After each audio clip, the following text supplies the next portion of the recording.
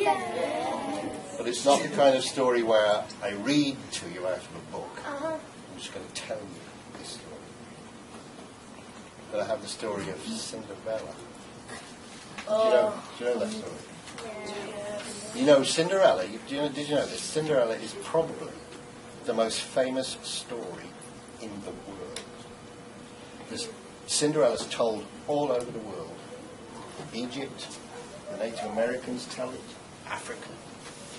So I'm going to tell you Cinderella. But first of all, I need to know from you guys, well, what do we need to make sure that I put in Cinderella so you won't be disappointed? Because you know the story, don't you? What have I got to put in then, just to make sure it's right, I get it right? Go on. Anyone remember anything? Doesn't matter if you don't, because I can do it. I just want to make sure that I put in what you want me to put in. Magic? Some magic. Okay, we'll have a magic. Can you remember who the magic comes from? This weird fairy. Right, we're going to have a weird fairy in it who does some magic. 3 weird fairies. All right, we're going to have 3 weird fairies in this. What else? Castle. We've got to have a castle in it. Okay, we'll have make sure we have a castle in it. You notice my friend's writing these on the board so that I can make sure I put them on. We've got to have a castle in it. Okay. Anything else? A fairy. A fairy. Any old fairy? A weird fairy? Anything more about this fairy? A fairy what? Okay, doesn't matter. I can put it in. A bad fairy. You want a bad fairy in it as well? All right, we'll do it. An evil fairy. An evil fairy. Okay. Let's see if we can get an evil fairy in Cinderella. War. You want some war in there? Okay, so you want some war in Cinderella. Wow. What? A king and a queen. All right. Do this king and a queen, do they have any children? Yes. Wait, the king and the queen, there's copies of them that are bad. Oh, I see. There are copies of them that are bad. All right, let's see if we can put this in. Anything else? Go on. 5,000 children. You want 5,000 children in it. All right, we're going to have 5,000 children in this story. Go on. Say 3 bad mice. You want three blind. Do they have to be blind, or can they just be mice? No, blind. They've got to be blind mice. Okay, 3 blind mice. No, it's pastiche. Knights on horses with heavy armor and arrows. Say that again. We want what? Knights with horses with heavy armor. Knights with horses and heavy armour. I think we can do that. 6,000 horses. 6,000 horses. All right. Want 6,000 horses. And some rich guy.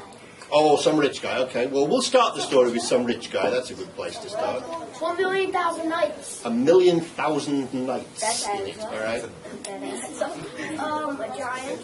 You want a giant in this one? Wow, giants are powerful, aren't they? All right. A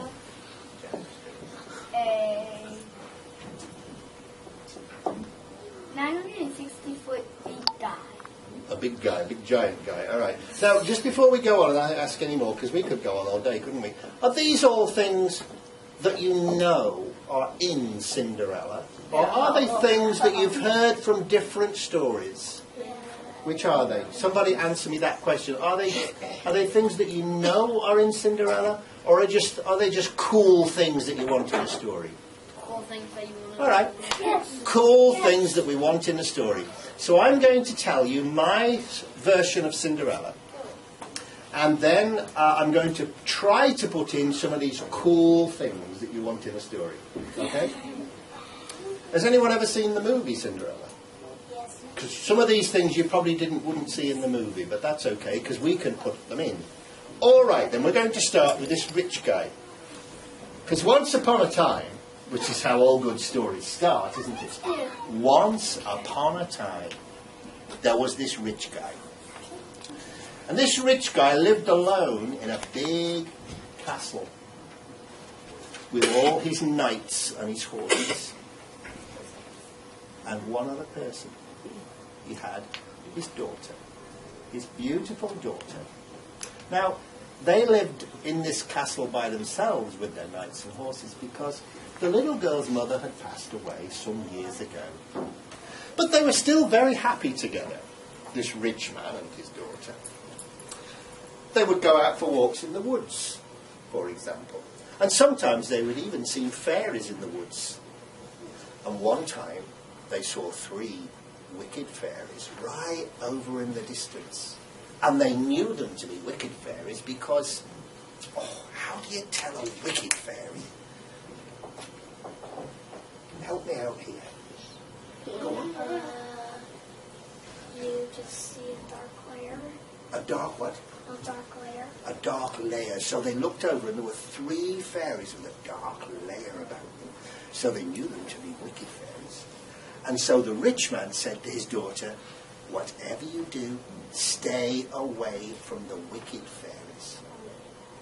And all through her growing up years, her father would give her advice, like stay away from the wicked fairies, like make sure if you see a 60-foot giant, you don't go near him because his feet are so big that he might trample you without knowing. And so one day when they did see a 60-foot giant walking through the forest, she hid behind a tree so that he couldn't put his foot on it by mistake. What else have we got to have in here?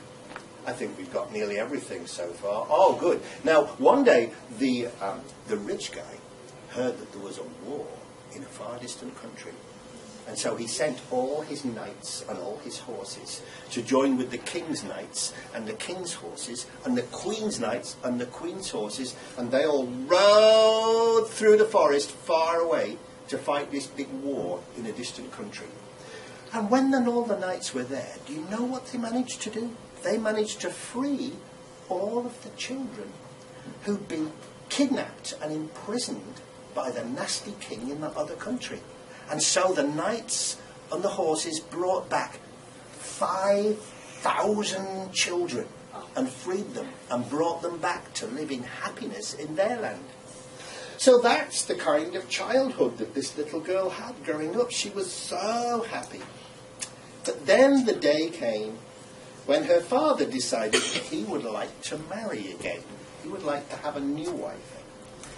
And he met a woman who seemed to be very beautiful and very kind, but underneath was really not so kind, and inside was really not so beautiful. And this woman, his new wife, had 2 daughters of her own. And just like their mother, they seemed on the outside to be very beautiful and very kind. But inside, their hearts were dark. And inside, their heads were jealous. And so as soon as the wedding was over, they turned on the rich man's daughter and started to treat her really, really badly. Do you know what work they gave her? They gave her all the worst work in the castle. She had to scrub the dishes. She had to scrub the floors. Have you ever scrubbed a floor? It's horrible, horrible work. It makes your hands red and raw and painful. And it makes your knees red and raw and painful. And not only that, but they made her clean all of the bedrooms. But do you think she had a bedroom to sleep in? Oh, no, no, no, no, no. She had a tiny little damp, dark space right at the top of the castle that she had to sleep in. And do you think she had a nice bed to sleep on? No. She had an old bed made just of straw that she had to lie down on. Now, at the end of every day, when she'd finished all her work, our girl would sit by the fire, just in the chimney nook, just a little corner right in by the fire to get warm. And she sat there every day, so she got covered in all the ashes from the fire, all the cinders from the fire, and she got very dirty. And so the 2 sisters, who were very unkind, started to call her Cinder Wench, because wench is an old word that means girl. Cinder Wench, they called her. Except the younger sister, who wasn't quite as nasty as the older sister, called her Cinderella, because of the cinders. So we'll call her Cinderella, okay, from now on. Everybody good with that? We'll call her Cinderella. Now, one day it so happened that the prince, who was the son of the king and the queen, he threw a big ball, a party, and he invited all of the important people from all over to come to his party, including the two stepsisters, because, well, they were the stepdaughters of a very rich man, and so they came to the party. Now, when they got their invitation, they were so excited that they had to start making preparations right away. They were talking about how they would do their hair. They would talk about what dresses they were going to wear. They would talk about what shoes they would wear on their feet. They talked about this for days and days and days. And they even made Cinderella iron all their clothes to make them look good for the party, even though Cinderella hadn't been invited at all. And this one day, they said to her, joking, they said, wouldn't you like to go to the ball, Cinderella? And she said, oh, yes, could I? Well, the stepmother came in, and she said, yes, of course you can. Well, you know that she doesn't mean it, don't you?